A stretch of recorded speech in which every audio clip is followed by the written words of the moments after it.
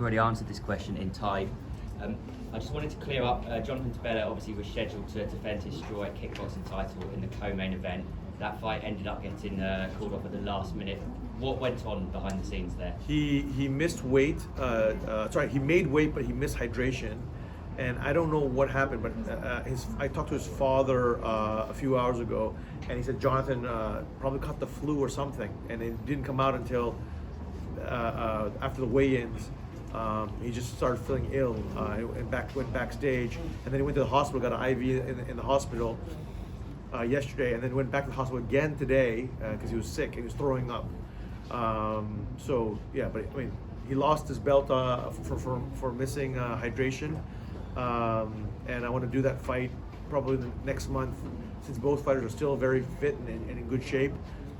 I'm sure it'll take a few days, maybe a week for Jonathan to recover from his flu or sickness or whatever he has. And then since they're relatively fit already, I don't think they need an 8-week camp. I think they need a 4-week camp and they're ready to go. And I see you've got an event coming up at Impact Arena. It looked like a full house tonight. Do you feel like you've started to outgrow Lumpini, and is that behind the decision to go back to Impact? No, it's a numbered event. Last year, because we were so focused on, after I was invited to come to Lumpini and be its largest promoter, I was so focused on making sure I do a good job at Lumpini that, I think of it as chapters in a book. Last year was the chapter of making sure we had the world's greatest striking product out of Lumpini. We did that. We delivered numbers, not just kind of all over the world. And the next chapter, again, is going back to our roots, which is the whole martial arts, having the best MMA fighters, the best kickboxers, the best Muay Thai, the best grapplers, etc. And so you're just seeing more numbered events this year, but more numbered events again in general, because now I feel very, very strongly that the foundation of One Lumpini, my team in Thailand here, has done a phenomenal job laying the foundation as the most, I don't know if you guys know, it's literally the most watched show in the history of the country.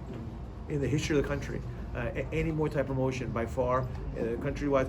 But also, it's the most watched show currently on Friday night of any content stack.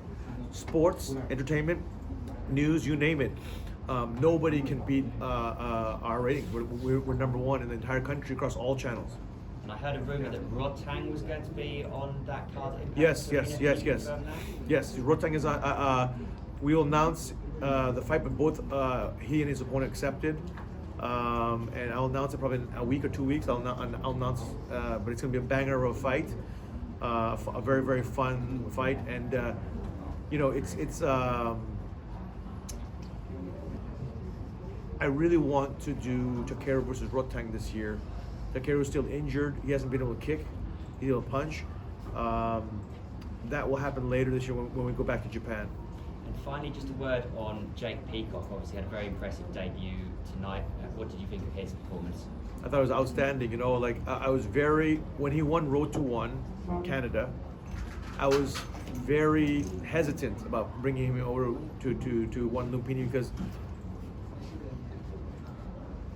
I just would hate to see him get knocked out because he only has one arm. But he proved a lot of naysayers wrong. He's an inspiration to Canada and obviously inspired a lot of Thais. You could just see how much love he received from Thais.